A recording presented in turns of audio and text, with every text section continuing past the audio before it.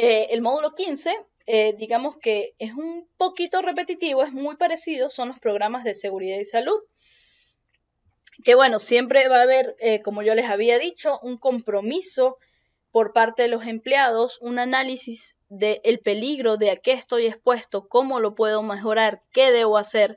Para esto se crea, como ya habíamos nombrado en el módulo 2, los programas de prevención y control de riesgos.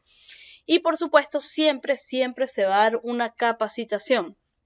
OSHA, como les había comentado antes, cuando la profe me preguntó, OSHA siempre va a dar servicios de consulta cuando cualquier empleador de cualquier empresa pida los servicios de OSHA. OSHA siempre está ahí para cualquier servicio.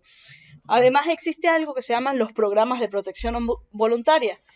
Todas las empresas, voluntariamente, por supuesto, se pueden inscribir a estos programas de protección y lo que hacen es que ellos, con todos sus registros médicos, mantienen una tasa más baja en cuanto a lesiones, en cuanto a accidentes y enfermedades. Y al mantener esta tasa por debajo de la estadística, digamos que OSHA pasa de inspeccionar a esta empresa una vez anual a inspeccionarla cada 3 años. Digamos que la empresa, como premio a que su tasa de lesiones es menos que la de otros, pues no se preocupa por las inspecciones anuales, sino que estas inspecciones las realiza OSHA cada 3 años. Formación, educación, como dije, OSHA siempre va a estar dispuesto a dar la capacitación, el entrenamiento, la educación necesaria y solicitada por el empleador. Y finalmente, por supuesto, toda la información electrónica que deseen saber. Incluso ustedes ponen en Google, simplemente ponen OSHA y ahí les va a salir la página principal de OSHA y ahí está toda la información que ustedes quieran leer. Está en inglés, pero también hay una pestaña que ustedes la pueden cambiar a español. Ok, en cuanto al módulo 16, andamios, algo también bastante común y uno de los sitios en donde los trabajadores más se caen. Recuerden que las caídas es la principal causa de muerte.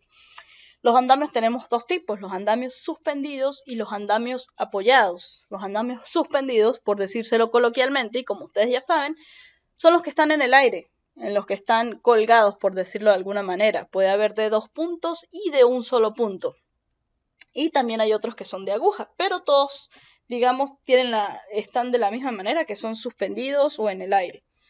Y los andamios apoyados, ya hablamos de una o más plataformas que están soportadas en el suelo o alguna estructura estable, hechas de postes y vigas, y bueno, como ya dije, se colocan sobre un suelo sólido. Y hay otros, como andamios móviles, que son para ciertos trabajos en específicos, gatos de escalera, hidráulico y otros. Puntos importantes, tanto para los andamios suspendidos como para los andamios apoyados, los puntos importantes son lo mismo. La única diferencia es el primero, que en los andamios suspendidos es apoyo y anclaje. Siempre el anclaje debe ir anclado, valga la redundancia, en una estructura estable. No puede ir, por ejemplo, en una viga del techito que fácilmente se puede caer. No, siempre va a ser, obviamente eso se estudia, la capacidad, la carga que vaya a soportar, y siempre va a ir anclado a una estructura que soporte por lo menos el doble de esa carga que se calculó. El acceso, muy importante, por lo general los andamios suspendidos se acceden por el techo y bueno, el acceso de los andamios apoyados por lo general son escaleras o por la misma estructura si se permite. Protección contra caídas, siempre súper importante. Ahí hablamos de las barandillas y todo el equipo de protección personal, como lo vimos, con el arnés, el casco, los guantes y todo lo que sea necesario. Plataformas depende, si es para una o más personas, pues ahí las dimensiones pueden variar. Estabilidad, por supuesto, siempre es lo más importante, es la estabilidad del andamio. Para esto es importante, por ejemplo, en los andamios apoyados, que sea uniforme, que no se combinen materiales. Bueno, eso también lo vemos ahí al lado en la prevención. Pero, por ejemplo, yo no voy a combinar postes de madera con postes metálicos porque eso me puede dar cierta inestabilidad al andamio. Tener cuidado con los peligros eléctricos. Siempre también en andamios se tienen que conservar por lo menos una distancia de 3 metros sobre cualquier toma eléctrica, sobre cualquier cable. Y capacitación personal, por supuesto, como ya les he dicho, lo he repetido bastante. Y prevención, uniformidad, como les venía diciendo, las barandillas, súper importante, todos los andamios tienen que tener barandillas superiores, barandillas intermedias y en algunos casos se va a exigir el uso de rodapiés, sobre todo cuando los empleados tengan que trabajar con ciertas herramientas que pudieran accidentalmente ellos tropezarlas con el pie y que se caigan y lastimar a alguien que esté debajo. Entonces, para eso es el uso de esos rodapiés. Prohibir la escalada en los andamios apoyados. El acceso no puede ser que el empleado escale o se encarame por los tubos para llegar a la plataforma. Y, por supuesto, los equipos de protección anticaídas, que ya hemos hablado de ellos. El módulo 17 ya son herramientas tanto manuales como eléctricas. Entonces, ¿qué es lo más importante? El mantenimiento de estas herramientas. No se puede usar, por ejemplo, un martillo o un alicate o cualquiera que el mango esté flojo, que el agarre como tal me pueda causar lesión, que tenga astillas, nada de eso. Siempre una herramienta en buen estado. Y esto es obligación del empleador, darle a sus empleados herramientas en buen estado y supervisar siempre que éstas lo estén. Y si no, desecharlas y cambiarlas por una nueva. Utilizar la herramienta adecuada para el trabajo. Yo, por ejemplo, no voy a clavar un clavo con el mango de un destornillador, por supuesto con un martillo, o no voy a usar un destornillador como cincel. Siempre la herramienta adecuada para el trabajo que vaya a hacer. Inspeccionarlas, por supuesto, antes de usarla, que esto viene como en conjunto con el mantenimiento. Operar de acuerdo a las instrucciones del fabricante, sobre todo en herramientas eléctricas, y el equipo de protección personal adecuado, casco, lentes, guantes, todo lo que necesites depende de la herramienta. Tenemos, por supuesto, herramientas manuales, que viene siendo el martillo, el serrucho, la cinta métrica, destornillador, alicates, llaves de presión, etcétera. Todas estas herramientas manuales que, bueno, ustedes conocen. Y las herramientas eléctricas también pueden ser herramientas neumáticas, que son a su vez eléctricas, herramientas que funcionen con combustible y herramientas con pólvora. Todas estas herramientas tienen que tener interruptores. Algunos interruptores son simplemente de encendido y apagado. Y también están los interruptores de presión constante. Por ejemplo, como el taladro, que cuando yo le quito la presión deja de funcionar. Precauciones y peligros. Bueno, peligros de las herramientas, tanto manuales como eléctricas, pueden ser impacto. En las eléctricas puede haber electrocución, puedo recibir una descarga eléctrica, puede haber cortes con herramientas filosas, cualquier tipo de peligro. En verdad yo creo que aquí uno hasta se puede ser creativo, porque hasta que se te caiga un martillo en el zapato, en el pie, y si tú no tienes la bota, el calzado adecuado, pues puede ser un peligro y puede causar una lesión. También cortes, laceraciones, golpes, explosiones, etc. Entonces, ¿cuál es la precaución? Utilizar siempre el sistema de protección personal adecuado. En las herramientas eléctricas, como habíamos hablado en la parte de electricidad, que ya lo habíamos nombrado, nunca jalarlas por el cable, no levantarlas, alzarlas por el cable, no trabajar con unas herramientas eléctricas si estoy parada sobre agua. Siempre que yo termino de usar una herramienta eléctrica, de una vez darle apagado y desconectarla. Y que los cables, cuando yo tengo una herramienta eléctrica, pues no están interrumpiendo el paso de otras personas, pues. Igualmente con, por ejemplo, las neumáticas, por ejemplo, como el martillo neumático como tal, siempre desconectarlo, siempre revisarlo. Muchos de estos martillos, algunos funcionan también con pólvora. Entonces, en este caso, revisar siempre que la carga antes de utilizarlo, cuando se vaya a dejar de utilizar, quitarle la carga de pólvora, revisar el cartucho. En caso de que yo active el martillo neumático y digamos no funcione cuando ya lo cargué de pólvora, de una vez primero decirle al resto del personal que se aleje con cuidado, esperar por lo menos 2 minutos y luego sí retirar el cartucho de pólvora o revisarlo. Igual las herramientas de combustible como las motosierras, incluso ahí entra hasta las cortadoras de césped porque son herramientas y pueden causar una lesión. Con todo esto, siempre tener cuidado, siempre revisar el combustible, tener cuidado con los gases. Por ejemplo, la motosierra, activarla primero y después que ya esté activada a la velocidad que se quiere, proceder a realizar el corte. Y bueno, esto a nivel general de herramientas. El módulo 18 nos habla un poco de soldadura y corte. Ya falta poco, muchachos. Y bueno, los puntos importantes. La capacitación es lo más importante. No cualquier empleado, no cualquier obrero puede realizar trabajos de soldadura y corte. Tienen que tener un certificado, una capacitación, un entrenamiento que los acredite como que pueden hacer este tipo de trabajos. Tener cuidado siempre con los materiales combustibles que estén alrededor. Hay que aislar todo, en la medida de lo posible, retirar todos esos materiales combustibles en el área de trabajo donde se va a hacer la soldadura. Por supuesto, esto lleva una planificación y autorización. Está prohibido que cualquier empleado haga un trabajo de soldadura en un área sin una autorización, sin un permiso previo de parte de un supervisor o de parte de un empleador. La inspección de equipos, por supuesto, es súper importante. Toda la ropa, todo el equipo que tienen que ver, ahí tienen un dibujo, desde el gorro, desde la careta, la máscara, respiradores en cuando haga falta, pantalón de cuero, botas de seguridad, el delantal, guantes de soldador, porque bueno, es un trabajo bastante arriesgado, es un trabajo que puede llevar a muchas lesiones. Protección contra incendios. Siempre tiene que haber protección contra incendios cerca de los trabajos de soldadura y corte.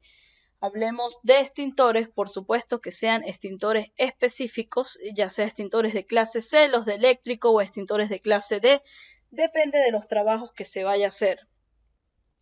La protección personal, ya hablamos de eso, cilindros, manipulación y almacenamiento, todos estos cilindros, tanto de gases o de oxígeno, deben de estar en un lugar ventilado, en un lugar seco, en donde no cualquiera tenga acceso y por supuesto que siempre haya señalización de peligro, gas inflamable, cuidado, no entrar, etc. Y en cuanto ya también a los implementos, a la protección de la persona, pues chequear siempre las mangueras, las tuberías, las válvulas, que no haya ninguna fuga, que ninguna esté gastada, que no esté doblada, que no esté deteriorada, porque esto pudiera causar una catástrofe. Y bueno, siempre se exige que en donde se vayan a hacer trabajos de soldadura, esté la señalización de soldadura en proceso, cuidado, no entrar, porque también son zonas de acceso limitado. Ahora, ¿cuándo tengo prohibido soldar? Edificios o compañías, fábricas e industrias que tengan los sistemas de aspersores dañados. Si no hay sistema de aspersores, si no hay un suministro de agua continua, simplemente el trabajo de soldadura se cancela. Porque mejor prevenir que lamentar. Zonas que no estén autorizadas, como ya había dicho, donde cuando se vaya a soldar, el soldador, el empleado, debe traer un permiso, una autorización firmada por su supervisor o por el empleador que lo acredite o que dé la autorización para hacer el trabajo de soldadura. Si no se cuenta con ese permiso, no se puede hacer el trabajo.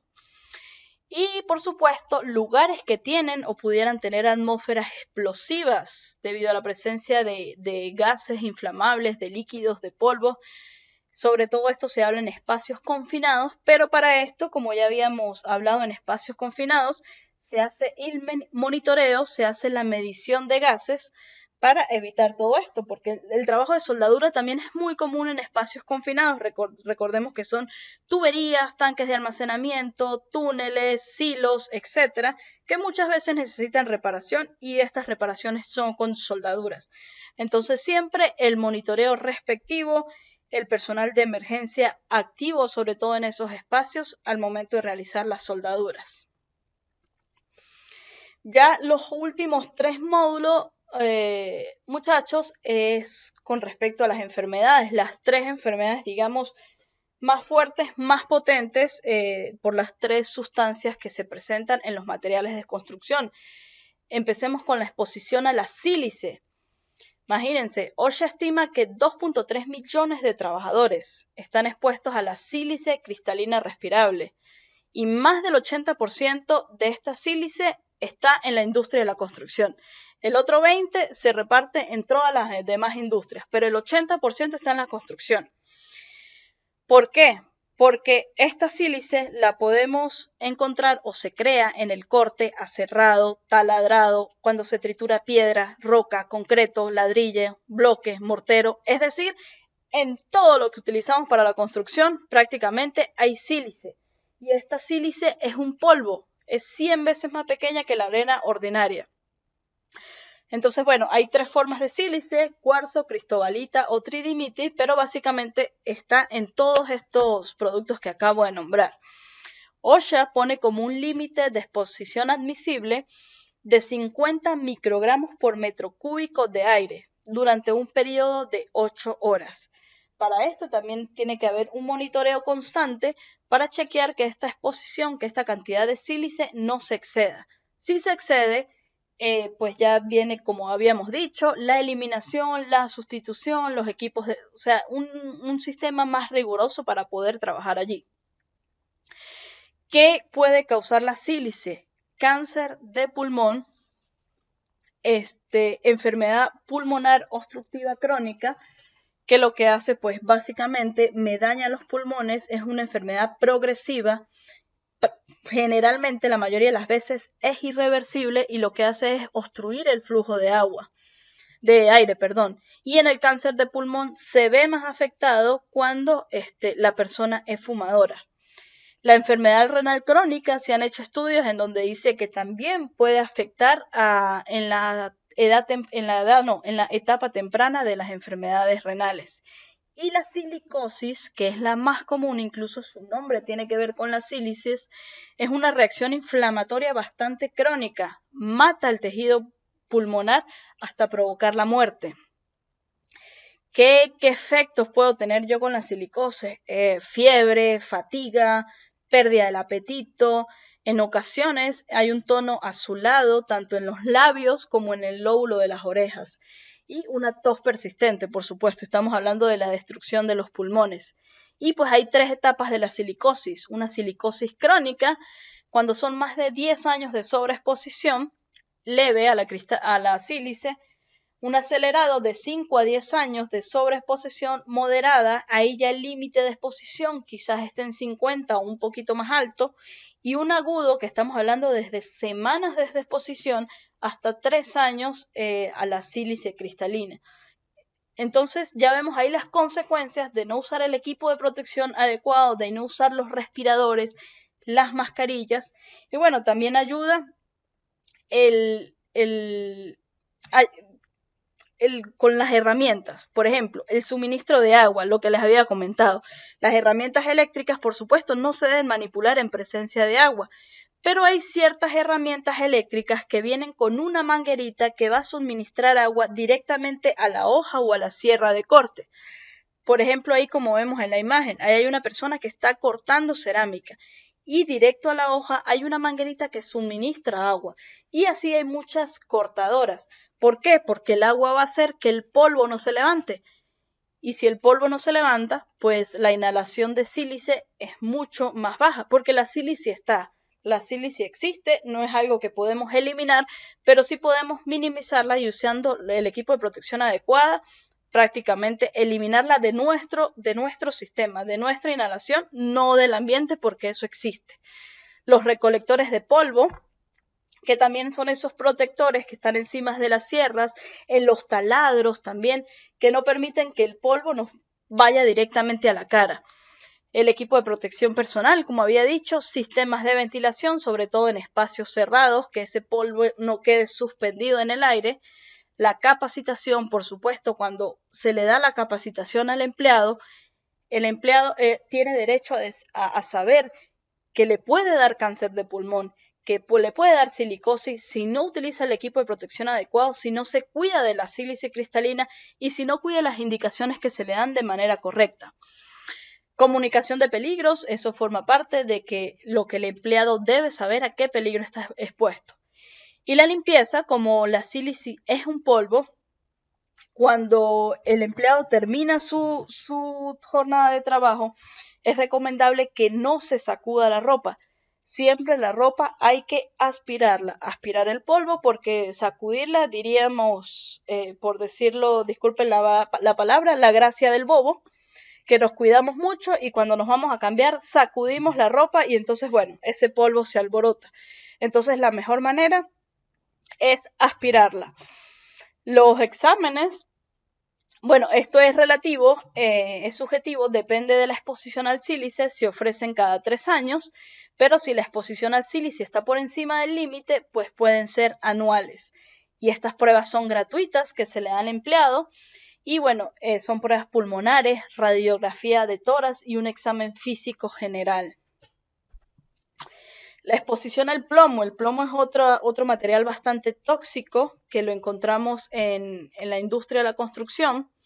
El plomo puede entrar al torrente sanguíneo y se puede acumular, se puede quedar estancado en varios órganos. Causa daños irreversibles en el sistema nervioso, urinario, en el sistema sanguíneo e incluso en el sistema reproductivo. ¿Dónde encontramos plomo? En las baterías, en muchísimos cables eléctricos que están hechos de plomo, hay tuberías hechas de plomo, en soldaduras también se utiliza la aleación del plomo con otros metales para hacer soldaduras y hay pinturas también a bases de plomo. Entonces, los primeros síntomas, bueno, ahí ustedes tienen una lista de los síntomas que lo pueden ver.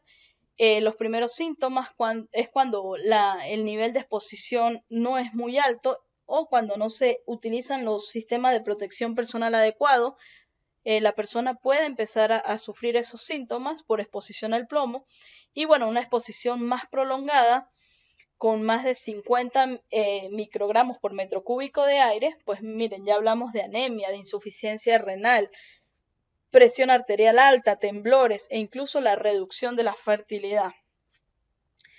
Entonces, algunas medidas de protección que se pueden adoptar para reducir la exposición al plomo incluyen ventilación de escape, sobre todo cuando se hacen trabajos de soldadura, de cortar tuberías de plomo, de cables eléctricos, siempre tiene que haber una buena ventilación, porque el plomo también va a pasar a ser un polvo, un aire que se puede inhalar o se puede ingerir. La encapsulación hablamos de que cuando hay tuberías, por ejemplo, lo que se puede hacer es un aislamiento, ponerle un epoxi, un acrílico, un plástico encima, de modo que el plomo, como lo dice su palabra, quede encapsulado. La sustitución, su nombre lo dice, sustituir, por ejemplo, pinturas a base de plomo. Elimino las pinturas de plomo, las sustituyo con pinturas a base de aceite, con pinturas a base de agua. Y bueno, modificación de proceso y aislamiento. El aislamiento, por supuesto, donde hay trabajos con plomo, donde hay cosas que tengan plomo, siempre tiene que haber la señalización adecuada, ojo, peligro, no entrar, exposición al plomo, etc. Bueno, la limpieza, al igual que la sílice, nunca se debe sacudir la ropa, nunca se debe sacudir las manos, el cabello, se debe aspirar la ropa. El empleador está obligado, está en el deber de poner áreas de lavado para sus empleados e incluso duchas, porque muchas veces este polvo se puede acumular en el cabello, en las uñas, y bueno, ya vemos que es bastante peligroso, bastante dañino, que afecta muchos sistemas de nuestro organismo. Entonces, bueno, es recomendable, además de que las estaciones estén por separado, una estación donde yo me quite toda la ropa contaminada con plomo y aparte una estación limpia en donde yo me pueda poner mi ropa de calle y que no lleve ninguna partícula, porque incluso esas partículas yo las puedo llevar para mi casa, puedo dañar a mi familia, puedo dañar a mis hijos, porque el plomo es algo muy tóxico. Para eso, capacitación y registro, lo que hablamos de los registros médicos, que todo empleado tiene derecho a conocerlos, todo empleado tiene derecho a tenerlos. Y los respiradores, que ya los conocemos, depende de la exposición, depende del trabajo que se vaya a hacer, pues puede haber con purificadores de aire o suministros de aire. Ok. Y bueno, finalmente, muchachos, para concluir la exposición al asbesto. El asbesto es un grupo de minerales fibrosos que son súper resistentes a la tracción, son resistentes al calor, a los productos químicos e incluso a la electricidad. El asbesto ha sido ampliamente utilizado en la industria de la construcción, en baldosas, en techos, en aislamiento de tuberías, en adhesivos y muchísimo más. Antes de 1973 prácticamente se utilizaba asbesto para todo, incluso se rociaba sobre superficies como protección al incendio porque bueno, tiene alta resistencia al calor y la electricidad.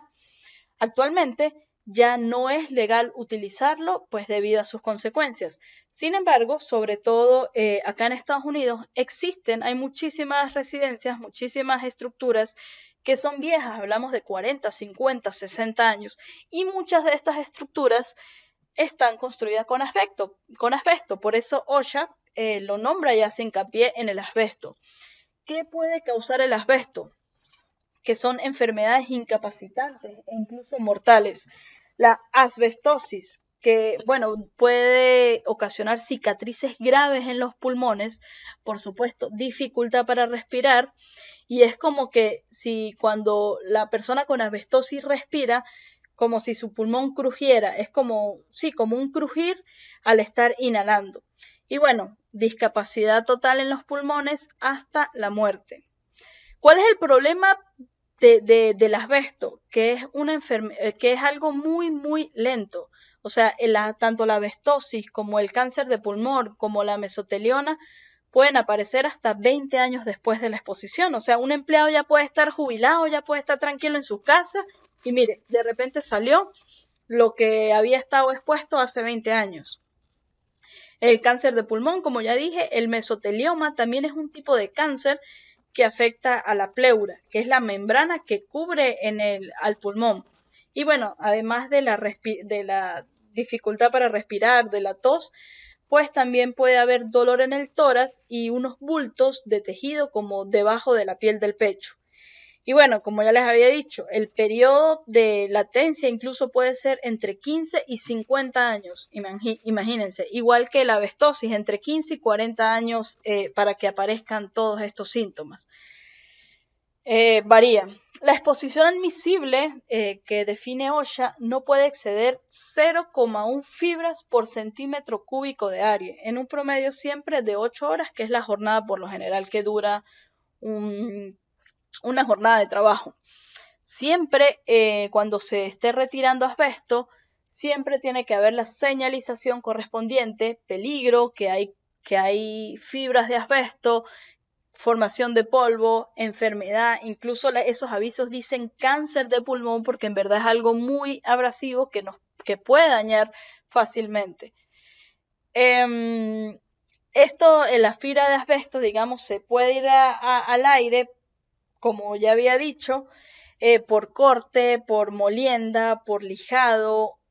Hay sobre todo mucho asbesto todavía presente en las tejas, en revestimientos que están expuestos a la intemperie y que estos, pues digamos, son más fáciles de dañarse, de desgastarse y provocar asbesto y liberar fibras de asbesto. Entonces, aislamiento es lo más importante. Cuando estamos en una construcción que contiene asbesto, siempre se va a aislar totalmente. Se va a aislar, incluso se puede poner una carpa, como un toldo, una carpa general que cubra toda la edificación. La señalización es importante, prohibido el acceso, zona de acceso limitado, peligro de cáncer, asbesto, etc. La limpieza. Bueno, el asbesto siempre tiene lo que se retire de asbesto, ir en bolsas herméticas, en bolsas selladas, cuidado, la manipulación, todo un equipo de protección personal que va desde mono, respiradores, guantes, todo así como vemos en la imagen. En verdad es la sustancia más tóxica y más peligrosa de la que podemos hablar en construcción. La descontaminación, pues también siempre la ropa, por lo general esta ropa es desechable. Una vez que el empleado se la quite, la mete en bolsas, nunca se sacude, la mete en bolsas, esa bolsa va sellada y va con un aviso que diga desechable, ropa contaminada, asbesto, así como la eliminación de todos los materiales siempre que tiene que ir señalado de que es asbesto, de que es peligro. Y bueno, como ya dije, todo el equipo de protección personal necesario para que esto sea posible, para cuidarnos al máximo. Recuerden que OSHA, el objetivo de OSHA acá y también allá en Venezuela con la ley orgánica es proteger siempre la seguridad del empleado. Bueno, muchachos, sé que fue un poco larga, pero espero que les haya servido, que las hayan disfrutado. Si tienen algún otro comentario o duda, pues háganme saber.